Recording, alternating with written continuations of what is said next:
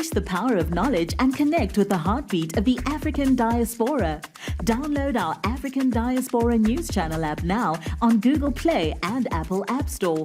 Stay informed with authentic and diverse perspectives, breaking news, and cultural insights. Immerse yourself in a community that celebrates unity, resilience, and progress. Experience the vibrancy of the diaspora at your fingertips. Don't miss out. Empower your perspective today. Search African Diaspora News Channel and join the conversation.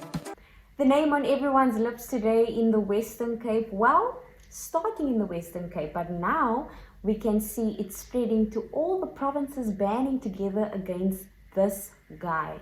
The name is Phil Craig. Who is he? Let's take a look. Hi, I'm making this video because it's time for us as South Africans to hear some hard truths. I've lived in South Africa for 20 years and I've chose to become South African. I've never for one single day regretted that choice because I love this country and I love its people. But one thing has frustrated me above all else. As our country falls apart around us, we don't seem to be able to find the courage to stand up for ourselves and say enough. So I'm here today to tell you enough is enough and it's time for a revolution. My name's Phil Craig and I'm going to be leading a new political party called the Referendum Party. So now that is Phil Craig. He is an immigrant who has come to South Africa and started his own political party called the Referendum Party. Now, who is the Referendum Party? Well, the Referendum Party is a single-issue political party in South Africa established to compete in the 2024 general election. Now, also as stated, the Referendum Party does not seek to remove the DA. So they do not want to remove the DA from government in the Western Cape, but they would like to demand the Premier to call a referendum as a coalition condition. What Phil Craig is fighting for is to have the Western Cape be removed and be seen as a country on its own. And he's calling it, this movement he's calling Cape Independence. And saying that, yes, all races will be welcome. It is for black, colored, Indian, whites. It is for all of us to live together in harmony. So straight from there, I went over to TikTok as everything was popping onto my feeds and just getting a feel of what people were feeling. And yes, as divided as it can be on this particular matter, most people said, so you are coming to our country to cause division again. Now, they have started, and by they I mean us South Africans, have started a petition, and this petition is to have Phil Craig deported. Now, he is attempting to divide South Africa. That is how we see it. He wants to come and divide South Africa.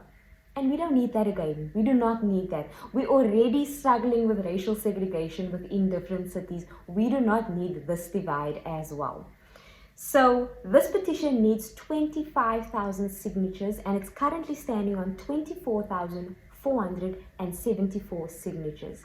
You can see the seriousness of this, and you can see that many people do not stand for this. So what are some of the comments that have been said on TikTok? Now this is happening in the Western Cape. Cape Town is in the Western Cape, Durban is in KwaZulu-Natal, Joburg is in Gauteng, so it's different provinces.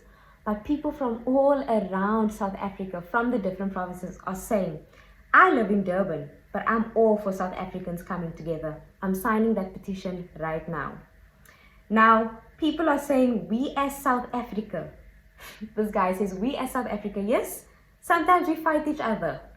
But if an outsider comes in and tries to divide us, we unite and we go after that person. So this thing that is supposed to cause division is causing unity, and I'm seeing a lot of unity amongst many different races in South Africa. And here is what some more South Africans, here's what they had to say about this issue. I cannot imagine what must be going through an individual's head to believe that a majority black country won't have a problem with the Cape independence movement. They fundamentally believe that they'll be able to do something like that. Where in the history of independence Has such a thing ever taken place without the spilling of human red sauce? Where? The fact that this British man thought he can come here, take advantage of the complaints of the descendants of our colonizers in order to spread the idea that the best thing for South Africa is to separate Cape Town, the place that they arrived in 1652, and make it its own nation within South Africa. Berlin Conference 2.0. The idea that they thought they could do something like that is wild to me. South Africans are standing firm and standing together.